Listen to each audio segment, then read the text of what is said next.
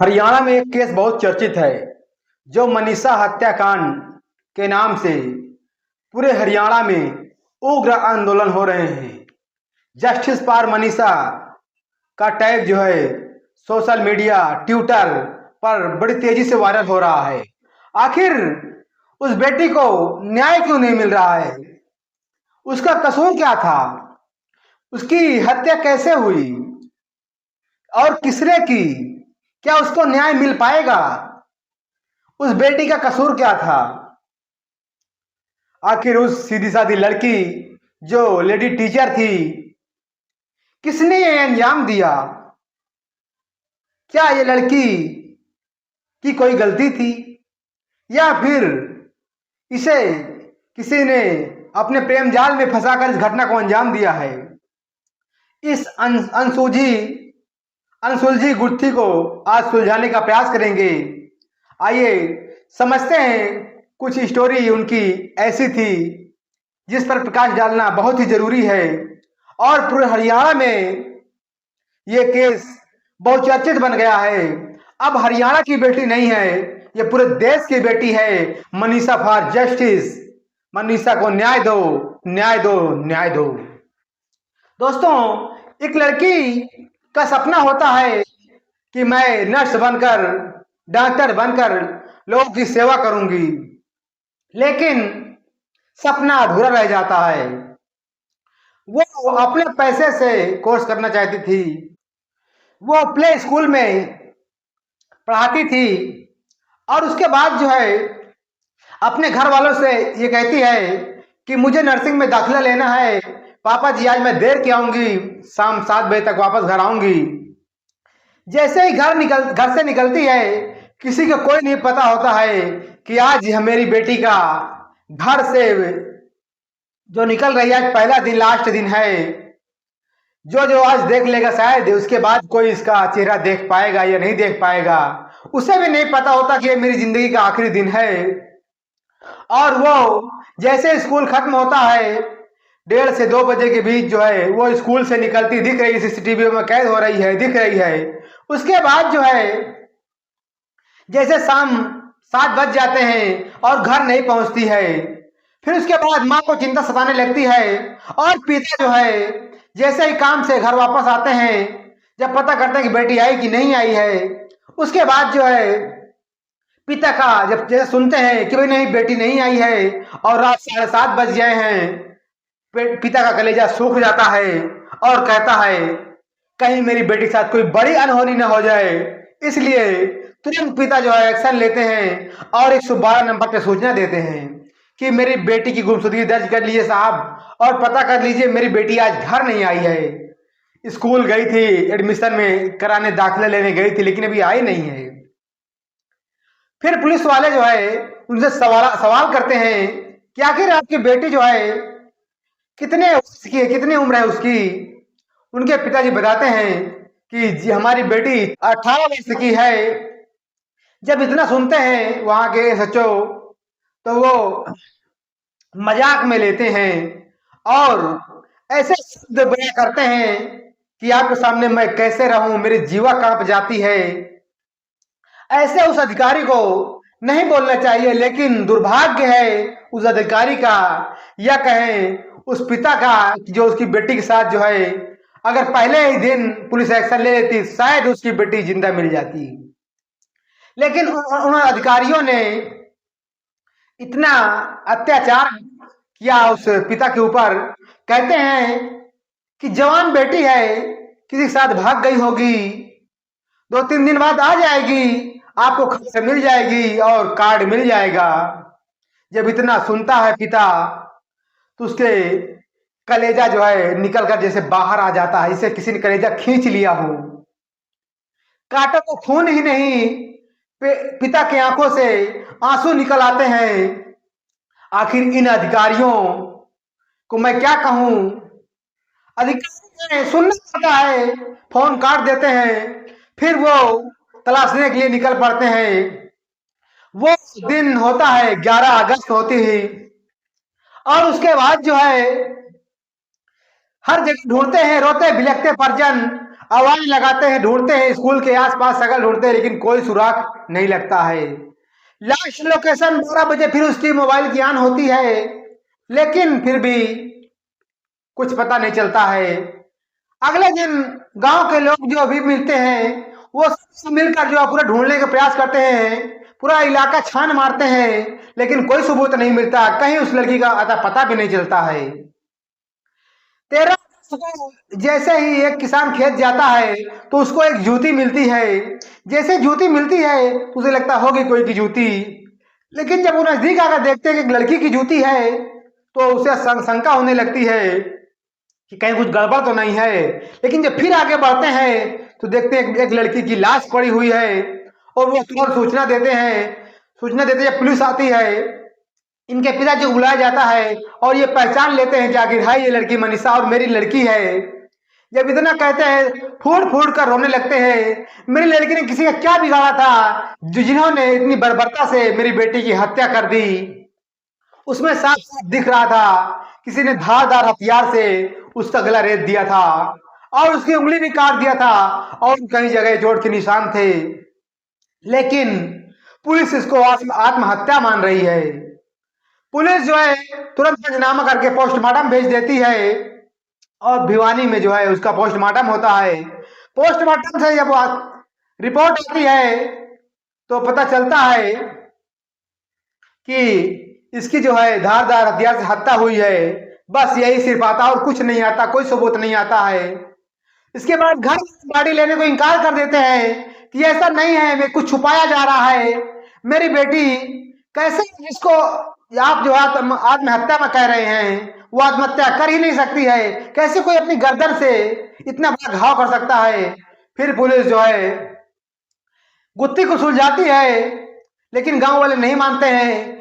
Police जो 3-4 दिन बाद जो है, जब गांव वाले नहीं राजी होते हैं, उसके बाद जो है जब अगल बगल जो है ये मीडिया में ये बात जाती है, हर जगह अफसोस हो जाता है, जस्टिस फॉर मनीषा ट्रेंड करने लगता है, सोशल मीडिया में वीडियो तैरने लगता है, तो पूरे जिले में हड़कंप मच जाता है। हर जगह लोग मोमबत्ती लेकर जस्टिस फॉर मनीषा की रैली निकालने लगते हैं, न्याय की मांग करने लगते हैं।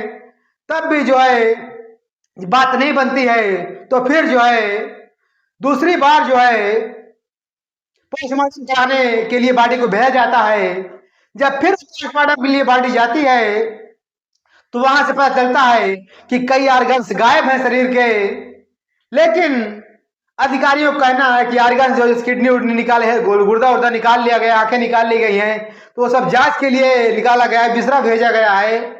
लेकिन कुछ लोगों का मानना है कि ये आधिकारिक रूप से इसकी पुष्टि नहीं हो रही है। आखिर जो हत्यारा है वो कब तक जो है गिरफ्त से बाहर रहेगा, और पूरे देश में जो है उग्र आंदोलन होने लगता है।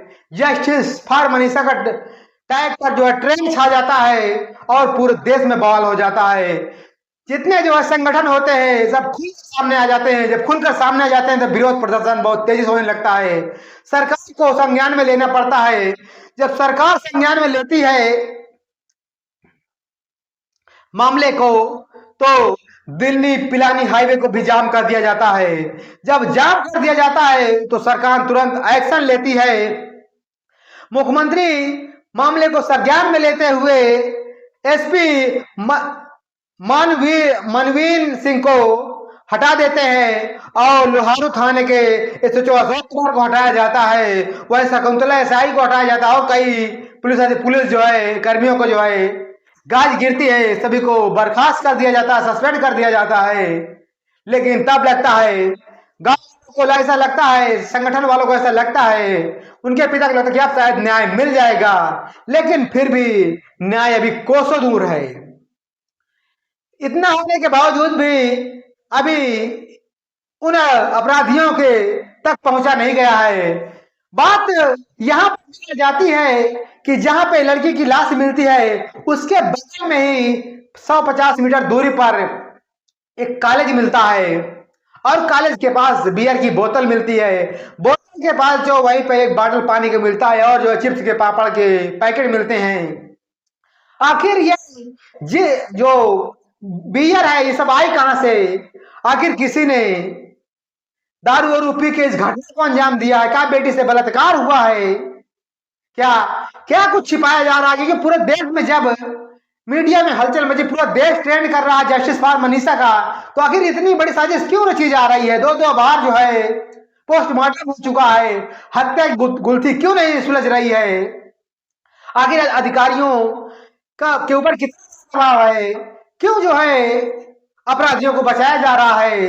हत्या की गुत्थी क्यों नहीं सुलझ रही है? आखिर इस हत्या के कारण कितना बड़ा अपराधी है जिसे बचाया जा रहा है? आखिर वहां की सरकार क्या कर रही है? गांव में कमेटी गठित होती है 8 लोगों की और पंचायत बैठती है। वो कमेटी जो 8 लोगों की है वो सरकार से बातचीत करेगी। सरकार से बातचीत करने के बाद जो भी फैसला वहां आएगा वो फिर पंचायत में रखा जाएगा। अगर मानने योग्य होगा तभी माना जाएगा, क्योंकि बेटी का भी अंतिम संस्कार नहीं हुआ। बाड़ी लेने से इनकार कर रहे हैं कि जब न्याय नहीं मिलेगा तब तक अंतिम संस्कार नहीं किया जाएगा। वहां के संगठन और उसके लड़की के पिता का यह कहना है कि जब तक अपराधी सलाखों के पीछे नहीं होते तब तक जो है बाड़ी लेने से इनकार कर रहे हैं और उसका अंतिम संस्कार करने से मना कर रहे हैं। आज 11 तारीख से वो लड़की लापता है, 13 को उसकी लाश मिलती है और आज तक अभी उसका अंतिम संस्कार नहीं हुआ है। पुलिस जो कह रही है कि ये जार खा लिया, जार जिस दुकान से लिया गया है उसका नाम उम दर्ज कर लिया गया है, उसकी लोकेशन भी है, उस दुकान का नाम, उस आदमी का नाम, सब कुछ ले लिया गया है। लेकिन जो लड़की जार खाएगी वो अपने गले पे वार कैसे करेगी? लेकिन पुलिस कह रही है कि इसको किसी जानवर ने खाया है। आखिर किसी जानवर ने खाया है तो वो मरा क्यों नहीं है? जो चील कुत्ते जो जानवर खाया है उस लाश को, उसमें भी तो जहर गया होगा। जहर खाया है तो उसने क्यों नहीं मरा है? वो आसपास कहीं मरा भी होना चाहिए। कुत्ता खाया तो वो भी मरा होना, कोई जानवर खाया तो वो भी मरा होना। कुत्ता अगर कोई पक्षी खाया तो वो भी मर जाना चाहिए, क्योंकि अगर जहर खाया है तो पूरे बॉडी में जहर फैल जाता है। लेकिन अधिकारियों का कहना है कि ये पेट खाया है, पेट में चला गया है और यहाँ से नोचे हैं तो कोई जहर है नहीं है। लेकिन कुछ लोगों का दावा है कि ओरल सेक्स किया गया है, मुंह किया गया और जो है हड्डी निकाल ली गई है। उसके बाद जो है चीर के जो है यहाँ से गले में वार कर दिया गया, तेजाब डाल दिया गया ताकि सीमेंट नष्ट हो जाए। सोशल मीडिया में कई तरह के जो है अफवाहें फैल रही है, लेकिन खुलकर अभी अधिकारी जो है स्पष्ट नहीं कर पा रहे हैं अपराधी कितना हो गया है, उसके हौसले क्या इतने बुलंद हैं। अगर आज जस्टिस फॉर मनीषा को न्याय नहीं मिलता है तो पूरे देश में उग्र आंदोलन होगा। आप देख लीजिए, ये नायब सैनी हरियाणा की सरकार गिर जाएगी अगर इस बेटी को न्याय नहीं मिलता है तो पूरे देश में उग्र आंदोलन होगा। क्योंकि अब ये हरियाणा की बेटी नहीं, पूरे देश की बेटी रह गई है। तो इसलिए अगर किसी दूसरे की बहन बेटी को अपनी बेटी नहीं समझोगे तो ऐसा हर जगह होता रहेगा। इसलिए मैं आप सभी दोस्तों से, मित्रों से, सहपाठियों से कहना चाहता हूं कि हर लड़की को अपनी बहन मानकर चलिए तो यह अपराध तुरंत कम हो जाएगा। आप अपनी नजरिया बदल लीजिए कि जो अगली जा रही वो हमारी बहन भी हो सकती है। अगर वही हमारे बहन के साथ हो जाए तब कैसा आपके दिल पर कहेगा? तो इस पर आप लोग विचार करिए। लेकिन पूरे देश में ट्रेंड छा गया है जस्टिस फॉर मनीषा का। मनीषा का कातिल जिंदा है, हम शर्मिंदा है। मनीषा तेरे कातिल जिंदा है, हम शर्मिंदा है। ये न्याय जब तक नहीं मिल जाता है तब तक जो है पूरे देश में ये बवाल होगा। लोग मोमबत्ती कैंडल मार्च निकाल रहे हैं पूरे देश में जो है। इसकी जो है मीडिया पे, सोशल मीडिया पे तमाम तरह की अफवाहें फैल रही हैं। आखिर नायब सिंह सैनी साहब आप क्या कर रहे हैं? क्या आपके हाथों से जो है ये कमान नहीं संभाली जा रही है? एक लड़की को न्याय नहीं मिलता दिख रहा है। आखिर अपराधी का हौसला कितना बुलंद हो गया है। अगर आज इस बच्ची को न्याय नहीं मिलता है तो आज समझ लीजिए किसी भी बच्ची को न्याय नहीं मिलेगा। अगला फिर किसी ने अभी बगल में, उसके बगल में कांड हो गया है। एक 14 साल की बच्ची है, उसको भी किसी दरिंदे ने मौत का अपना निवाला बना लिया है। उसके साथ भी कुछ गलत काम हुआ है। उसके जस्ट बगल में कोई गांव है, 16 साल की वो लड़की है, उसके साथ भी बलात्कार जैसी घटना के साथ अंजाम दिया गया है। लेकिन जब तक खुलासा नहीं होगा तब तक कुछ भी कहना असंभव होगा। लेकिन उस लड़की की बॉडी मिली है, वहां भी जो है कई अधिकारी लोग, जो फॉरेंसिक टीम जो है वहां पहुंच चुकी है और उस घटना को सील कर दिया जाए। मौके पे मुआयने पे जो है सारी जो है जांच चल रही है दोस्तों। तो इसलिए इस पर तुरंत एक्शन लेना चाहिए और अपराधी को तुरंत गिरफ्त में लेना चाहिए, उसको तुरंत जो फांसी होनी चाहिए। मैं सरकार से निवेदन करता हूं कि आप लोग जो है जब तक अगर न्याय नहीं मिल जाता तब तक जो है इस वीडियो को लाइक करें, शेयर करते रहे, ताकि जब तक बेटी को न्याय नहीं मिल जाता तब तक आप इस वीडियो को शेयर करते रहिए। फिर मिलते हैं किसी अगली वीडियो में, तब तक के लिए धन्यवाद। आप स्वस्थ रहें, मस्त रहें और आप ख्याल रखें अपने परिवार, बच्चों को सबका ख्याल रखें। धन्यवाद।